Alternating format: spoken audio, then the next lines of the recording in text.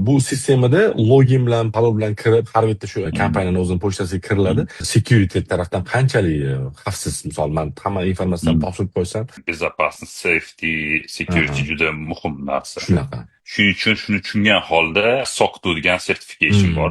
Shu Mhm. sertificationni o'tganmiz. Bu jiddiy xavfsizlik sertifikati. Xavfsizlik. Bundan tashqari, bizani injenerlar, juda yuqori Mhm. toifali Mhm. injenerlar, o'zimizni sistemaga kiradigan dostuplarimiz ham hammasi, to есть kirishchi o'zi ham bir xil sistemalarga meni ham dostupim yo'q. Ya'ni ma'lum bir odamni dostupi bor, shunaqangi kiradi. Shunaqa.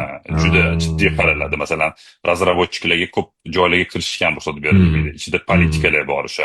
Shunaqa. Keyin texnologiya ishlatamiz, Niles degan texnologiya ishlatamiz. Aha. Niles yana bir qancha sertifikatsi bor безопасность bo'yicha. Безопасность. Chunki bu juda jiddiy qaraladi va biz o'zimiz o'sha skamni aniqlaydigan texnologiyalarimiz. Masalan, bizga tracking kompaniyalar o'z konsalting ham keladi, yordam so'rab, mana shunaqa bo'lyapti, bizda yordam beringlar.